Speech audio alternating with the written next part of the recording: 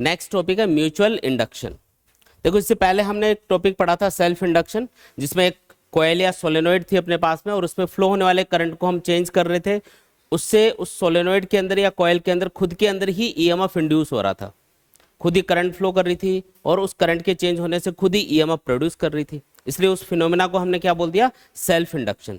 इस बार क्या होगा, म्यूचुअल इंडक्शन में क्या होगा कि हम दो कॉइल या दो सोलेनोइड लूंगी और एक कॉइल या सोलेनोइड में फ्लो होने वाले करंट को चेंज करेंगे, जिसकी वजह से दूसरी कॉइल या सोलेनोइड जो उसके ऊपर लिपटी हुई रहेगी उसमें ईएमएफ इंड्यूस होना स्टार्ट हो जाएगा। तो इस फिनोमेना को हम क्या बोल देंगे, म्यूचुअल इंडक्शन। एक एग्जांपल से समझते हैं। देखो मान लो कि ये हमारे पास में पहली सोलेनोइड है और इसमें हम करंट फ्लो कर रहे हैं I1। इसके पास में ही हमने दूसरी सोलेनोइड को रखा हुआ है। इन सोलेनोइड्स की जगह हम कॉइल भी यूज कर सकते हैं, उससे कोई फर्क नहीं पड़ेगा। ठीक है, कॉइल या सोलेनोइड दोनों यूज की जा सकती है। तो यहाँ पे ये जो पहली सोलेनोइड है इसके पास में हमने दूसरी सोलेनोइड को रखा हुआ है। हम क्या देखते हैं कि जैसे ही हम करंट फ्लो करेंगे पहली सोलेनोइड के अंदर, ये कुछ मैग्नेटिक फील्ड प्रोड्यूस करेगी और वो मैग्नेटिक फील्ड आगे जाके दूसरी वाली सोलेनोइड से पास होगा। ये जो मैग्नेटिक फील्ड B1 प्रोड्यूस करेगी पहले वाली सोलेनोइड, ये मैग्नेटिक फील्ड आगे जाके किससे पास हो रहा है, सेकंड सोलेनोइड से पास हो रहा है। अब सोचो अगर मैं इस करंट को चेंज करूं, अगर मैंने करंट को सपोज करो इंक्रीज किया, तो करंट के इंक्रीज होने से ये मैग्नेटिक फील्ड B1 इंक्रीज होगा और मैग्नेटिक फील्ड B1 के इंक्रीज होने से सेकंड जो सोलेनोइड है उससे पास होने वाला मैग्नेटिक फ्लक्स चेंज होगा, क्योंकि ये मैग्नेटिक फील्ड ही आगे जाके किससे पास हो रहा है, सेकंड सोलेनोइड से पास हो रहा है। तो यहाँ पे हम क्या ऑब्जर्व करेंगे कि ये जो सेकंड सोलेनोइड है इसमें से पास होने वाले मैग्नेटिक फील्ड के चेंज होने से इससे पास होने वाला मैग्नेटिक फ्लक्स चेंज होगा। ठीक है, मैग्नेटिक फ्लक्स का फॉर्मूला होता है ना, देखो मैं इधर इधर लिख रहा हूँ इसको। मैग्नेटिक फ्लक्स होता है B डॉट A या फिर BA कॉस थीटा। थीटा नहीं दे रखा हो तो इसको 0 डिग्री लेना होता है अपन को, ये ध्यान रखना। तो यहाँ पे ये जो मैग्नेटिक फील्ड है जो पहली सोलेनोइड प्रोड्यूस कर रही है वो कौन सी सोलेनोइड से पास हो रहा है, दूसरी वाली सोलेनोइड से पास हो रहा है। ये फर्स्ट सोलेनोइड अपनी, ये सेकंड है। तो पहली जो सोलेनोइड है वो करंट फ्लो कर रही है, एक मैग्नेटिक फील्ड प्रोड्यूस कर रही है और वही मैग्नेटिक फील्ड आगे जाके किससे पास हुआ, सेकंड सोलेनोइड से पास हुआ। ये हमने ऑब्जर्व किया है यहाँ पे। अगर मैं इस करंट को इंक्रीज करूंगा तो ये मैग्नेटिक फील्ड बढ़ जाएगा। अब यही मैग्नेटिक फील्ड सेकंड सोलेनोइड से पास हो रहा आगे जाके, तो मैग्नेटिक फील्ड बढ़ेगा तो सेकंड सोलेनोइड से पास होने वाला जो मैग्नेटिक फ्लक्स है वो बढ़ेगा, क्योंकि B की वैल्यू अगर आप बढ़ाओगे तो फाई की वैल्यू इंक्रीज होगी। सिंपल सी बात है भाई। ठीक है, तो हम क्या देखेंगे कि इस सेकंड सोलेनोइड से पास होने वाला मैग्नेटिक फ्लक्स चेंज होता है करंट के चेंज होने से, और उसकी वजह से जो मैग्नेटिक फ्लक्स सेकंड सोलेनोइड से पास हो रहा है उसके चेंज होने की वजह से या इंक्रीज होने की वजह से इसके अंदर ईएमएफ प्रोड्यूस होना स्टार्ट हो जाता है, मतलब वोल्टेज प्रोड्यूस होना स्टार्ट हो जाता है। ये नेचुरल फिनोमेना है, अपने आप होती है। अगर दो कॉइल्स को या सोलेनोइड्स को पास पास रख दो और एक कॉइल में फ्लो होने वाले करंट को इंक्रीज या डिक्रीज करोगे तो आप देखोगे कि सेकंड जो सोलेनोइड पास में रखी हुई है, अगर उससे आप एक गैल्वेनोमीटर कनेक्ट कर दोगे तो उस गैल्वेनोमीटर में डिफ्लेक्शन आना स्टार्ट हो जाएगा, मतलब उसमें करंट प्रोड्यूस होना स्टार्ट हो जाता है अपने आप। तो अगर करंट इंड्यूस हो रहा है सेकंड सोलेनोइड में, इसका मतलब वोल्टेज प्रोड्यूस हो रहा होगा। वो वोल्टेज ही तो करंट फ्लो करेगा। उस वोल्टेज को हम क्या बोलते हैं, इंड्यूस्ड ईएमएफ। ये वर्ड है उसके लिए, याद रखना है ये। ठीक है, तो ये चीज हमको समझ में आ गई कि करंट अगर इंक्रीज होगा पहली सोलेनोइड में तो दूसरी वाली सोलेनोइड में एक ईएमएफ प्रोड्यूस होगा, है ना। ईएमएफ को मैं E2 लिख देता हूं जो सेकंड सोलेनोइड में प्रोड्यूस हो रहा है। क्लियर है ये बात। अच्छा, इस फिनोमेना को तो हम क्या बोल देंगे, म्यूचुअल इंडक्शन। म्यूचुअल मतलब आपस में, ये एक्टिविटी आपस में हो रही है, ये करंट चेंज कर रही है और इसमें ईएमएफ प्रोड्यूस हो रहा है। तो इसमें दोनों का रोल है। अगर एक ही सोलेनोइड होती और उसमें फ्लो होने वाले करंट के चेंज होने से उसके अंदर खुद के अंदर ही ईएमएफ प्रोड्यूस होता, तब उसको क्या बोलते हैं, सेल्फ इंडक्शन। अभी ये क्या है, पहले सोलेनोइड में करंट के चेंज होने से दूसरी सोलेनोइड में ईएमएफ प्रोड्यूस हो रहा है, इसलिए इसका नाम रखा म्यूचुअल इंडक्शन। नोटिस करो यहाँ पे कि करंट I1 के चेंज होने से मैग्नेटिक फ्लक्स φ2 चेंज हो रहा है, और करंट अगर इंक्रीज होगा तो मैग्नेटिक फ्लक्स φ2 भी इंक्रीज होगा। इसका मतलब दोनों क्या है, डायरेक्टली प्रोपोर्शनल है। मैं लिख सकता हूँ यहाँ पे φ2 वो किसके डायरेक्टली प्रोपोर्शनल है, I1 के डायरेक्टली प्रोपोर्शनल है। मतलब अगर करंट I1 चेंज होगा या इंक्रीज होगा या डिक्रीज होगा तो उसके अकॉर्डिंग जो सेकंड सोलेनोइड से पास होने वाला मैग्नेटिक फ्लक्स है वो भी इंक्रीज या डिक्रीज होगा। जब ये प्रोपोर्शनलिटी सिंबल हटाओगे तो क्या आएगा, इसकी जगह एक कांस्टेंट आएगा।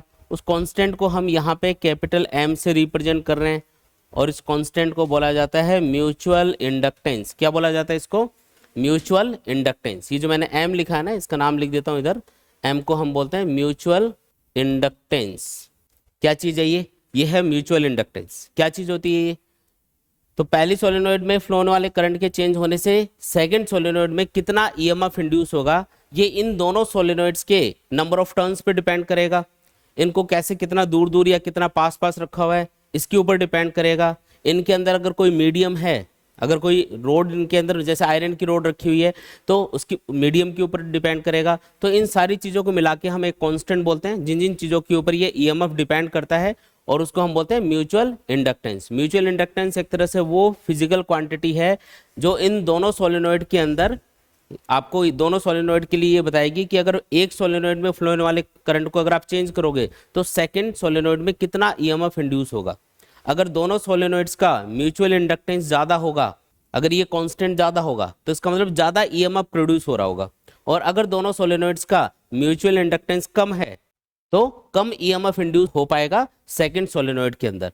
तो म्यूचुअल इंडक्टेंस क्या है? कांस्टेंट, जो आपको क्या बताएगा, वो आपको ये बताएगा कि अगर इनमें से किसी एक सोलेनोइड में फ्लो होने वाले करंट को आप चेंज करोगे तो सेकंड सोलेनोइड में कितना ईएमएफ इंड्यूस होगा।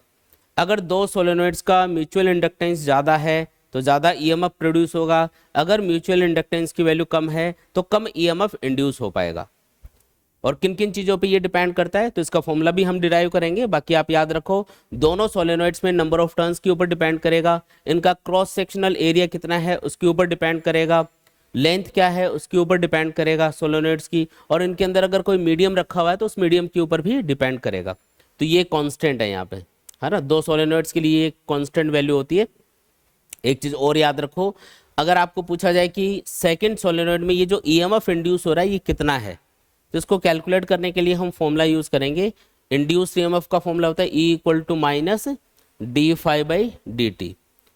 ठीक है, Faraday second law of electromagnetic induction है ये। E = क्या होता है? -d∅dt। कौन सी वाली सोलेनोइड में ईएमएफ कैलकुलेट कर रहे हो आप? सेकंड में, इसलिए यहाँ पे E2 लिख देते हैं। और सेकंड सोलेनोइड से पास होने वाला मैग्नेटिक फ्लक्स यहाँ पे किस रेट से चेंज हो रहा है उसको हम ऑब्जर्व करेंगे। तो E2 = क्या होगा? -d∅2/dt। φ2 की वैल्यू वैसे किसके बराबर है? mi1 के बराबर है। तो इसको आप क्या लिख सकते हो? E2 = -d/dt mi1, और m यहाँ पे कांस्टेंट है इसलिए E2 = क्या बन गया? -m/di1/dt। और इससे हमको एक बात और समझ में आ रही है कि अगर, देखो ये फॉर्मूला भी यही बता रहा है कि अगर पहले वाली सोलेनोइड में फ्लो होने वाले करंट को आप टाइम के साथ रेस्पेक्ट में चेंज करोगे, di/dt का मतलब क्या है? Rate of change of current. तो अगर पहले वाली सोलेनोइड में फ्लो होने वाले करंट को टाइम के साथ में चेंज किया जाएगा तो सेकंड जो सोलेनोइड है उसमें ईएमएफ प्रोड्यूस होगा। अगर पहली वाली सोलेनोइड में फ्लो होने वाला करंट कांस्टेंट होगा तो di1/dt क्या बन जाएगा? 0। कांस्टेंट का डिफरेंशिएशन क्या होता है? 0। तब ये 0 होगा तो 0 × समथिंग 0 ही बन जाएगा, मतलब ईएमएफ इंड्यूस नहीं होगा। ईएमएफ कितना होगा? 0 रहेगा। तो कब ईएमएफ इंड्यूस होगा इस सेकंड सोलेनोइड में? जब पहले वाले सोलेनोइड में फ्लो होने वाला करंट टाइम के साथ में चेंज होगा, चाहे वो इंक्रीज हो या डिक्रीज हो। ठीक है, इंक्रीज या डिक्रीज होने से जो इंड्यूस्ड ईएमएफ है बस उसकी डायरेक्शन चेंज होती है। बाकी अगर सेम रेट से करंट इंक्रीज हो रहा है और सेम रेट से ही डिक्रीज हो रहा है सोलेनोइड में करंट, तो फिर इक्वल ही ईएमएफ इंड्यूस होगा, बस उसकी डायरेक्शन अपोजिट रहेगी। ठीक है, तो ये याद रखना है। और इससे आप म्यूचुअल इंडक्टेंस की एक डेफिनेशन भी बना सकते हो, जैसे इस वाले फॉर्मूले से बना सकते हो। एक तो डेफिनेशन m = यहाँ पे क्या लिखा जा सकता है? φ2/i1 लिख सकते हो। इस वाले फॉर्मूले से देखो m = φ2/i1। तो यहाँ से मैं m की डेफिनेशन बना रहा हूँ। m भाई, अगर आपको दो सोलेनोइड का जो म्यूचुअल इंडक्टेंस है उसको डिफाइन करना है तो उसको कैसे डिफाइन करोगे भाई? क्या चीज़ होती है ये? तो हम बोलेंगे कि अगर i1, ये एज्यूम कर रहे हैं, अगर i1 कितना है? 1 एम्पियर है। i1 की वैल्यू क्या है? 1 एम्पियर के बराबर है। तो उस कंडीशन में m किसके बराबर आएगा? φ2 के बराबर आएगा। यानी कि मान लो कि दो सोलेनोइड्स को अपने पास पास रखा हुआ है, उनमें से किसी एक सोलेनोइड में फ्लो होने वाला करंट अगर 1 एम्पियर है तो दूसरी सोलेनोइड से जितना भी मैग्नेटिक फ्लक्स पास हो रहा होगा वो उन दोनों सोलेनोइड्स के म्यूचुअल इंडक्टेंस के बराबर होगा। दोबारा समझो, दो सोलेनोइड को पास पास रखा, उनमें से कोई भी एक ले लो, उनमें से किसी एक सोलेनोइड में फ्लो होने वाले करंट उसकी वैल्यू क्या होनी चाहिए, 1 एम्पियर होनी चाहिए। दोनों में से किसी एक सोलेनोइड में आपको 1 एम्पियर करंट फ्लो करना है। फिर देखना है कि उस करंट के फ्लो होने से जो मैग्नेटिक फील्ड प्रोड्यूस हुआ उससे सेकंड सोलेनोइड से कितना मैग्नेटिक फ्लक्स पास हो रहा है, जैसे 10 वेबर, 15 वेबर, 50 वेबर, कितना पास हो रहा है। तो वो जो न्यूमेरिकल वैल्यू आएगी 10, 20, 50 जो भी, वही क्या होगा, उन दोनों सोलेनोइड्स का म्यूचुअल इंडक्टेंस होगा। अगर मान लो ये 10 आ रही है, 10 वेबर आ रहा है मैग्नेटिक फ्लक्स, तो दोनों सोलेनोइड्स का जो म्यूचुअल इंडक्टेंस है वो कितना हो गया, 10 के बराबर हो गया। और यूनिट क्या होगी, तो सेल्फ इंडक्टेंस हो या म्यूचुअल इंडक्टेंस हो, यूनिट इसकी होती है हेनरी। हेनरी में इसको मेजर करेंगे, तो ऐसा यूनिट लिख देते हैं इधर, ऐसा यूनिट क्या होगी, हेनरी। कैपिटल एच का सिंबल इसके लिए यूज किया जाता है। ठीक है, ये बात क्लियर एकदम। अच्छा, इससे भी एक डेफिनेशन बना सकते हो इस वाले फॉर्मूले से, जो म्यूचुअल इंडक्टेंस है उसकी। कैसे बनाओगे, di1 अपॉन dt, इसको 1 कर देते हैं। तो इसमें मैंने एज्यूम कर लिया कि di1 अपॉन dt क्या है, 1 एम्पियर पर सेकेंड है। ये क्या है, rate of change of current है ना। तो मान लो कि किसी सोलेनोइड में 1 एम्पियर पर सेकेंड की रेट से करंट चेंज हो रहा है। हर एक सेकेंड 1 एम्पियर से करंट इंक्रीज हो जाता है या फिर डिक्रीज हो जाता है। तो rate of change of current क्या हो गई, 1 एम्पियर पर सेकेंड। अगर ऐसा है, अगर ये वैल्यू 1 है, तो बताओ m किसके बराबर आएगा, माइनस ऑफ ई के बराबर आएगा, माइनस ऑफ E2। लेकिन माइनस के सिंबल सिर्फ लेंस लो के अकॉर्डिंग है, इसलिए हटा भी सकते हो। सिर्फ मैग्नीट्यूड ऑफ, अगर आप EMF लोगे तो उसको सिर्फ E2 लिखना है। तो m किसके बराबर आ गया, यहाँ पे E2 के बराबर आ गया। तो इससे मैं क्या डेफिनेशन बनाऊंगा, मैं बोलूंगा कि अगर दो सोलेनोइड्स को पास पास रखा हुआ है और मुझे उनका म्यूचुअल इंडक्टेंस कैलकुलेट करना है, तो उनमें से किसी एक सोलेनोइड में पास होने वाले करंट को 1 एम्पियर पर सेकेंड की रेट से चेंज करूंगा, इंक्रीज या डिक्रीज करूंगा, चेंज करना है। तो उससे सेकंड सोलेनोइड में जितना भी EMF प्रोड्यूस हो रहा होगा, 10 वोल्ट, 50 वोल्ट, जितना भी, वही क्या होगा, उन दोनों सोलेनोइड्स के म्यूचुअल इंडक्टेंस के बराबर होगा। बात समझ में आई। तो ऐसे आप डेफिनेशन बना सकते हो, आपको रटने की बिल्कुल जरूरत नहीं है। बहुत सारे फॉर्मूले ऐसे होंगे जिनसे हम डेफिनेशन बना सकते हैं किसी भी चीज की। ठीक है, तो ये चीज समझ में आ गई क्या।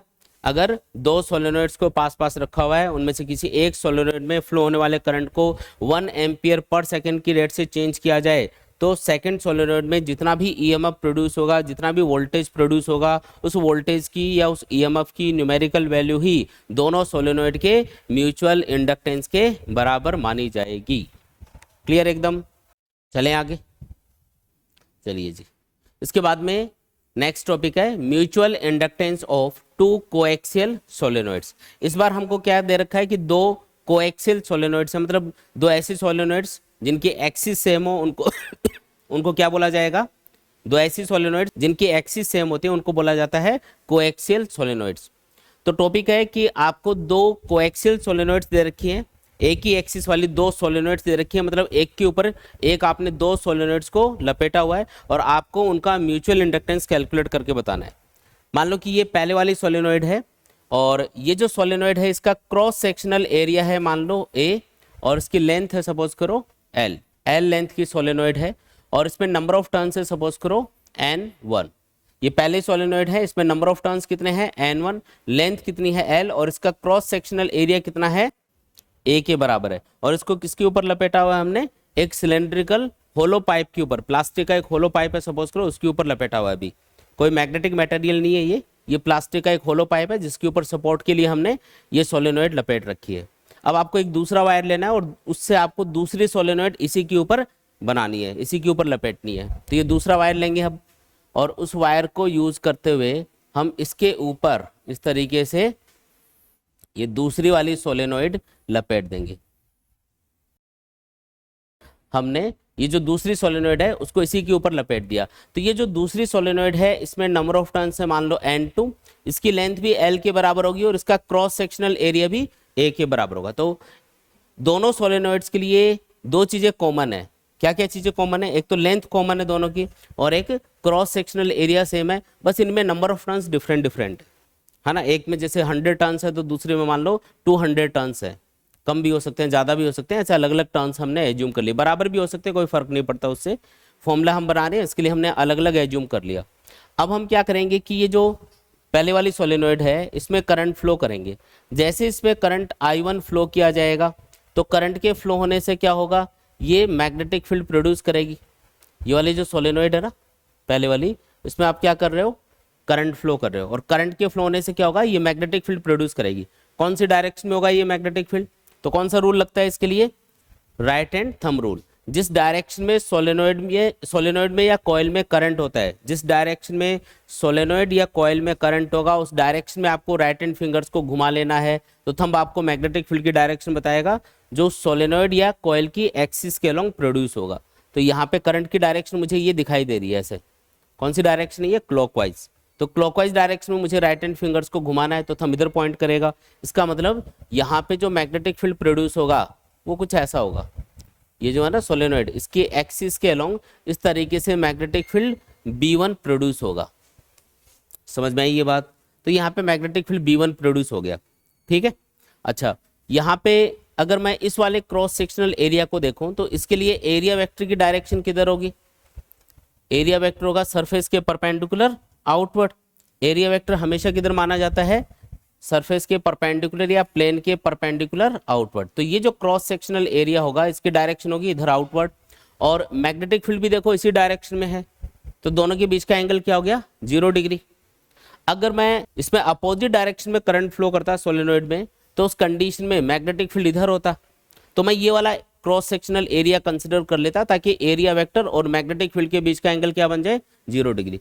आपको थीटा को 0 डिग्री बनाने की कोशिश करनी है, जिस डायरेक्शन में मैग्नेटिक फील्ड हो उसी डायरेक्शन वाला एरिया वेक्टर कंसिडर करना है ताकि आंसर पॉजिटिव आए। नहीं तो क्या होगा, मैग्नेटिक फ्लक्स वाला फॉर्मूला जब आप अप्लाई करोगे phi equal to B dot A यानी कि बी ए कॉस थीटा, तो थीटा की वैल्यू अगर आपने 0 डिग्री पुट नहीं करी और अगर आपने इस वाले एरिया को देखा तो इसकी डायरेक्शन इधर होगी, मैग्नेटिक फील्ड इधर होगा, तो एंगल क्या बनेगा उनके बीच में, 180 डिग्री, और उस कंडीशन में आंसर नेगेटिव आएगा। यहाँ पे नेगेटिव सिंबल का कोई मतलब नहीं निकलेगा, क्योंकि हम क्या कैलकुलेट कर रहे हैं, म्यूचुअल इंडक्टेंस कैलकुलेट कर रहे हैं जो हमेशा एक पॉजिटिव वैल्यू होती है, इसलिए नेगेटिव नहीं आना चाहिए। तो जानबूझ के थीटा क्या बना लेंगे, 0 डिग्री, ताकि आंसर क्या है, पॉजिटिव। अब आपको करना क्या है, सबसे पहला काम, आपको ये तो पता चली गया है कि इसमें हम करंट फ्लो कर रहे हैं तो इससे एक मैग्नेटिक फील्ड B1 प्रोड्यूस होगा। ये मैग्नेटिक फील्ड B1 कितना होगा ये कैलकुलेट कर लेना है पहले, ठीक है। मैग्नेटिक फील्ड B1 कैसे कैलकुलेट करोगे, तो कोई भी सोलेनोइड हो उसका जो मैग्नेटिक फील्ड है, उसका जो एक्सिस के अलोंग मैग्नेटिक फील्ड होता है उसका फॉर्मूला होता है μ0 Ni। ये वाली जो सोलेनोइड है पहले वाली, इसमें करंट है I1, और ये N क्या होता है यहाँ पे, इसको मैं N1 लिख देता हूँ। N का मतलब होता है number of turns per unit length. Solenoid में टोटल जितने भी टर्न्स हैं उन नंबर ऑफ टर्न्स को अगर आप इस सोलेनोइड की लेंथ से डिवाइड कर दोगे तो वो जो कैपिटल N यानी कि capital N1 divided by L अपने पास आएगा, उसी को हमने स्मॉल n बोला हुआ है यहाँ पे। स्मॉल n एक्चुअल में क्या होगा, N1 अपॉन L के बराबर होगा। क्या चीज़ होती है ये होता है number of turns per unit length. 1 centimetre लंबाई में सोलेनोइड के अंदर कितने नंबर ऑफ टर्न्स है उसको हम क्या बोलते हैं, स्मॉल n बोलते हैं, मतलब number of turns per unit length. और उसको कैलकुलेट करने का फॉर्मूला क्या होगा, टोटल नंबर ऑफ टर्न्स को डिवाइड कर दो total length of the solenoid से। ये वैल्यू यहाँ पे पुट करो, क्या आ रहा है B1, ये आएगा μ0 और N1 divided by L into I1। ये अपने पास मैग्नेटिक फील्ड आ गया। अब हमको ये कैलकुलेट करना है कि सेकंड सोलेनोइड से पास होने वाला मैग्नेटिक फ्लक्स कितना होगा, φ2। मैग्नेटिक फ्लक्स का फॉर्मूला होता है φ equal to B dot A. कौन सी वाली सोलेनोइड से पास होने वाला मैग्नेटिक फ्लक्स कैलकुलेट करना है, सेकंड, है ना, इसलिए इसको φ2 लिखा है। और जो सेकंड सोलेनोइड है उससे मैग्नेटिक फील्ड कौन सा पास हो रहा है, जो पहली सोलेनोइड प्रोड्यूस कर रही है, तो बी तो कौन सा है यहाँ पे, B1। एरिया किसका लेना है, सेकंड सोलेनोइड का, क्योंकि उससे पास होने वाला मैग्नेटिक फ्लक्स हम कैलकुलेट कर रहे हैं। तो ए तो दोनों के लिए कॉमन ही है, इसलिए ए को मैं A2 नहीं लिख रहा, बाकी A2 होगा। ये A2 मतलब जिस कॉइल से पास होने वाला मैग्नेटिक फ्लक्स कैलकुलेट कर रहे हो वो। यहाँ पे A1 A2 बराबर ही है, दोनों का क्रॉस सेक्शनल एरिया सेम ही है इसलिए। अब इसको ओपन कर लो। अच्छा, एक चीज़ और, यहाँ पे एक चीज़ और इम्पॉर्टेंट है, जो सेकेंड सोलेनोइड है उसमें कुछ नंबर ऑफ टर्न्स भी हैं, कितने हैं, N2। तो उसके सेकंड सोलेनोइड के एक सिंगल टर्न से पास होने वाला मैग्नेटिक फ्लक्स इतना होगा। तो अगर उसमें N2 नंबर ऑफ टर्न्स है तो उनसे टोटल मैग्नेटिक फ्लक्स कितना पास होगा, N2 से मल्टीप्लाई कर दो, इसको कैलकुलेट कर लो, ठीक है। तो ये आपको लिखना है, तो ये आएगा N2 B1 A कॉस, और थीटा क्या लेना है, 0 डिग्री। डॉट प्रोडक्ट को हटाओगे तो कॉस थीटा आएगा ना, थीटा 0 लेना है। φ2 इक्वल टू, अब देखो यहाँ पे B1 की वैल्यू मैं वहां से पुट कर रहा हूँ, तो ये बनेगा N2 into mu not N1 by L into I1 into A cos 0 1 बन गया। ठीक है, ये जो अपने पास रिलेशन आया, इससे हम म्यूचुअल इंडक्टेंस कैसे कैलकुलेट करेंगे? तो अभी हमने एक फॉर्मूला पढ़ा था कि म्यूचुअल इंडक्टेंस इक्वल होता है φ2 अपॉन I1 के। कौन सा फॉर्मूला है ये? हमने लिखा था ना φ2 is directly proportional to I1, और जब प्रोपोर्शनलिटी का सिंबल हटाया था तो क्या आया था? m, मतलब φ2 इक्वल टू m I1, तो m इक्वल टू क्या हो गया? φ2 अपॉन I1 हो गया। समझ में आया ना? तो ये वाला फॉर्मूला हम यूज करेंगे। तो आप देख रहे हो कि यहाँ पे ये मैग्नेटिक फ्लक्स का फॉर्मूला है जो सेकंड सोलेनोइड से पास हो रहा है। अगर मैं इसको I1 से डिवाइड करूंगा इस वाले फॉर्मूले को, तो I1 कैंसिल हो जाएगा और बाकी जो बचेगा वो क्या होगा? अपना म्यूचुअल इंडक्टेंस ऑफ द सोलेनोइड्स होगा। तो mu naught N1 N2 A divided by क्या आएगा? L। तो ये जो अपने पास फॉर्मूला आया, ये किसका फॉर्मूला है? ये mutual inductance of the two coaxial सोलेनोइड्स का फॉर्मूला आ गया अपने पास। और अगर आपने ये जो आपने होलो पाइप लिया था अभी, इसकी बजाय अगर आप एक सिलेंड्रिकल एक आयरन का बार इसके अंदर इंसर्ट कर दोगे, सिलेंड्रिकल आपके पास में एक आयरन का पीस है और उसको आपने इसके अंदर इंसर्ट कर दिया, तो फिर मीडियम चेंज हो जाएगा सोलेनोइड्स के अंदर। तो मीडियम चेंज होने से आपको म्यू नोट को चेंज करना पड़ेगा। म्यू नोट होता है magnetic permeability of free space, यानी वैक्यूम। वैक्यूम के लिए जो मैग्नेटिक परमिएबिलिटी होती है म्यू नोट, उसकी वैल्यू होती है 4 पाई इंटू 10⁻⁻⁷।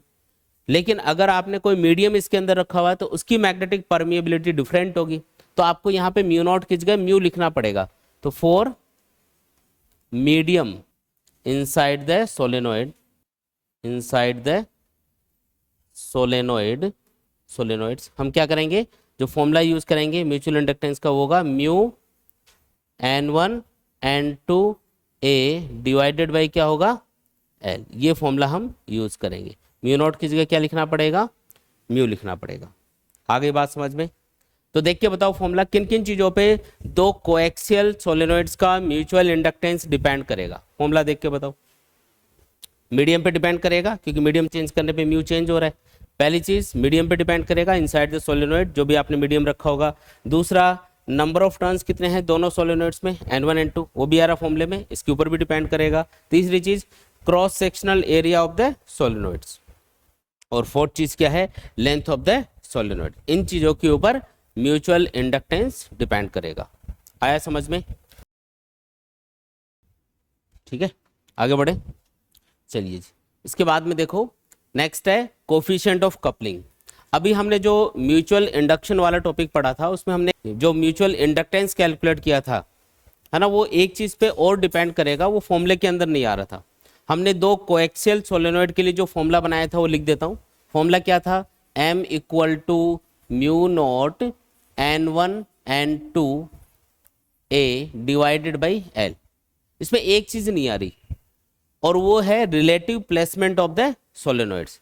रिलेटिव प्लेसमेंट का मतलब एक दूसरे के रेस्पेक्ट में सोलेनोइड्स को कितना पास पास या कितना दूर दूर या किस एंगल पे रखा हुआ है, वो इस फॉर्मूले के अंदर नहीं आता। तो इसको समझाने के लिए ये एक अलग से कांस्टेंट होता है कि उनको कैसे रखा गया है। एक दूसरे के रेस्पेक्ट में सोलेनोइड्स को अलग अलग तरीके से रखने से उनका म्यूचुअल इंडक्टेंस अफेक्ट होता है। अब ये फॉर्मूला तो नहीं बताएगा कि उनको कितना दूर दूर रखा गया है, पास पास रखा गया है। तो इसको समझाने के लिए कि दोनों सोलेनोइड्स को एक दूसरे के रेस्पेक्ट में कितना दूर दूर या कितना पास पास रखा गया है, किस तरीके से रखा गया है, उसको समझाने के लिए कांस्टेंट होता है, जिसको हम क्या बोलते हैं? कोफिशिएंट ऑफ कपलिंग बोलते हैं। इसको समझाने के लिए मैं देखो 3 अलग अलग केस ले रहा हूं। पहला केस है कि आपने 2 सोलेनोइड्स ली, मान लो कि ये पहला केस है जिसमें ये पहली सोलेनोइड है और इसके ऊपर ही आपने क्या किया? दूसरा वायर लेके इसी के ऊपर दूसरी सोलेनोइड लपेट दी, तो ये क्या हो गई? कोएक्सियल सोलेनोइड्स हो गए 2। ये पहला केस है अपना, ठीक है। अब सेकंड केस क्या है? इस बार हम क्या करेंगे? जो दोनों सोलेनोइड्स हैं उनको थोड़ा सा दूर दूर रख देंगे। ये पहली सोलेनोइड है, सपोज करो इस तरीके से, मान लो ये पहली सोलेनोइड है, इसके पास में हमको दूसरी सोलेनोइड को रखना है, ये अपनी दूसरी सोलेनोइड हो गई, ठीक है। ये अलग केस है। अब तीसरे केस में हम ये करेंगे कि जो पहली सोलेनोइड है उसके पास में ही दूसरी सोलेनोइड को रखेंगे, लेकिन दूसरी का जो प्लेसमेंट होगा वो इससे 90 डिग्री एंगल पे होगा। ये 3 अलग अलग केस है। समझ में आया क्या तीनों केस? अब इनमें आपको ये पता करना है कि कौन से केस में म्यूचुअल इंडक्शन ज़्यादा होगा, तो वो तो आप सिंपली डायग्राम देख के भी बता सकते हो। जिस केस में पहले सोलेनोइड का मैग्नेटिक फील्ड सेकंड सोलेनोइड को मैक्सिमम मिल पा रहा होगा, उस कंडीशन में म्यूचुअल इंडक्शन सबसे ज़्यादा होगा, और उस कंडीशन में कोफिशिएंट ऑफ कपलिंग सबसे ज़्यादा माना जाएगा। पहले वाले केस में देखो, ये जो पहली वाली सोलेनोइड है, जैसे इसमें करंट फ्लो करोगे तो ये मैग्नेटिक फील्ड प्रोड्यूस करेगी, ये मैग्नेटिक फील्ड हो गया इसका। अब ये जो मैग्नेटिक फील्ड है, ये देखो सेकंड सोलेनोइड से मैक्सिमम पास हो रहा है। सेकंड केस में अगर आप इसमें करंट फ्लो करोगे तो आप देखोगे कि ये कुछ ऐसा मैग्नेटिक फील्ड प्रोड्यूस करेगी जो आगे जाके सेकंड सोलेनोइड से पास होगा, लेकिन क्योंकि ये थोड़ा दूर हो गई तो कम पास हो पाएगा इससे। और तीसरे केस में क्या होगा, पास ही नहीं हो पाएगा, एक दूसरे के परपेंडिकुलर आ गई ना ये, इससे ये मैग्नेटिक फील्ड पास ही नहीं हो पा रहा। तो तीनों में से कौन से केस में म्यूचुअल इंडक्शन सबसे ज्यादा होगा, बोलो। फर्स्ट केस में। तो इस केस में कोफिशिएंट ऑफ कपलिंग क्या माना जाएगा, मैक्सिमम, और के की वैल्यू जो मैक्सिमम होती है ना वो 1 होती है, तो कोफिशिएंट ऑफ कपलिंग क्या होगा यहाँ पे 1। सेकंड केस में 1 से थोड़ा कम होगा तो लिख देते हैं k इज लेस देन 1, और थर्ड केस में तो 0 ही होगा क्योंकि म्यूचुअल इंडक्शन हो ही नहीं पाएगा। ये जो करंट या मैग्नेटिक फील्ड है, इसके चेंज होने से सेकंड जो सोलेनोइड है उससे पास होने वाला मैग्नेटिक फ्लक्स ही चेंज नहीं होगा, क्योंकि वो इससे पास ही नहीं हो पा रहा, इसलिए इसमें ईएमएफ क्या रहेगा, 0 रहेगा। तो थर्ड केस में कोफिशिएंट ऑफ कपलिंग क्या रहेगा, 0 माना जाएगा। अगर मैथमेटिकली कैलकुलेट करना है तो इसका फॉर्मूला होगा k equal to m upon under root L1 L2। L1 L2 का मतलब क्या है, self inductance of the solenoids. ये दोनों जो सोलेनोइड हैं इनका सेल्फ इंडक्टेंस है L1 और L2, और इनका म्यूचुअल इंडक्टेंस कितना है m, तो m को डिवाइड कर दोगे अंडर रूट L1 L2 से, तो जो भी वैल्यू निकल के आएगी वही क्या होगा, इन दोनों कॉइल्स का या सोलेनोइड्स का कोफिशिएंट ऑफ कपलिंग होगा, ठीक है। और k की वैल्यू हमेशा कहाँ से कहाँ तक वेरी करेगी, तो k की वैल्यू 1 के बराबर भी हो सकती है, 1 से अदरवाइज 1 से कम भी होगी। 1 के बराबर कब होगी, जब मैक्सिमम जो मैग्नेटिक फ्लक्स है वो सेकंड सोलेनोइड से पास हो रहा होगा, अदरवाइज अगर मैग्नेटिक फ्लक्स पास ही नहीं हो रहा है तो कोफिशिएंट ऑफ कपलिंग क्या होगा, 0। तो 0 से 1 के बीच में ये वैल्यू वेरी करेगी। 0 कब होगी, जब फ्लक्स पास नहीं होगा। 1 कब होगी, जब पूरा का पूरा मैग्नेटिक फील्ड या मैग्नेटिक फ्लक्स सेकंड सोलेनोइड से पास हो रहा होगा, जैसे वहां पे है, ठीक है। ये चीज समझ में आ गई क्या। इसके लिए k मैक्सिमम 1, उसके लिए k लेस देन 1, और इसके लिए k मिनिमम कितना, 0। देखो इसके बाद में एक क्वेश्चन कर लेते हैं। ये देखो क्वेश्चन दे रखा है, a pair of adjacent coils has a mutual inductance of 1.5 Henry if the current in one coil changes from 0 to 20 ampere in 0.5 second, what is the change of flux linkage with the other coil। ये बोल रहा है कि change in magnetic flux कितना होगा जो second coil से पास होगा या सेकंड सोलेनोइड होगा। ये वैसे कॉइल की बात कर रहा है, तो सेकंड जो कॉइल है उससे कितना मैग्नेटिक फ्लक्स चेंज हो रहा है वो हमको कैलकुलेट करना है। देखो इसमें म्यूचुअल इंडक्टेंस आपको दिया हुआ है, जो जो चीज़ें गिवन है पहले वो लिख लेते हैं एक बार। म्यूचुअल इंडक्टेंस कितना दे रखा है, 1.5 हेनरी, और क्या दे रखा है, if the current in one coil changes from 0 to 20 ampere, यानी चेंज इन करंट दे रखा है कितना, 20 - 0 यानी कि 20 एम्पियर, और उसमें टाइम कितना लगा वो टाइम भी दे रखा है, dt कितना है 0.5 सेकेंड। ये इतना डेटा आपको दे रखा है। और क्या पूछ रहा है, कितना आसान क्वेश्चन है, d5 आपको पूछ रहा है, कौन सा फॉर्मूला लगाओगे। देखो चेंज इन करंट दे रखा है, dt दे रखा है, m दे रखा है। इंड्यूस्ड ईएमएफ का फॉर्मूला क्या होता है, म्यूचुअल इंडक्शन वाले केस में E = m di/dt, और E को हम क्या लिख सकते हैं, d5/dt भी लिख सकते हैं क्या। E को हम क्या लिख सकते हैं, d5/dt। तो E को मैं लिख देता हूं d5/dt। ये फाई क्या होगा, जो सेकंड सोलेनोइड से मैग्नेटिक फ्लक्स पास हो रहा है उस मैग्नेटिक फ्लक्स की वैल्यू होगी, और E2 हमेशा d∅2/dt के बराबर होगा जो सेकंड सोलेनोइड में प्रोड्यूस होगा। तो m di/dt। अब एक चीज बताओ, ये dt तो दोनों साइड में कैंसिल ही हो गया, हमको d5 पूछा जा रहा है, तो d5 क्या आएगा बोलो, क्या आएगा, d∅2 आएगा m × di। m कितना दे रखा है 1.5, इसमें dt का कोई रोल नहीं है, और di कितना है 20। आंसर क्या आ जाएगा 30 वेबर। मैग्नेटिक फ्लक्स की जो यूनिट होती है ना वो वेबर होती है, तो आंसर क्या होगा 30 वेबर।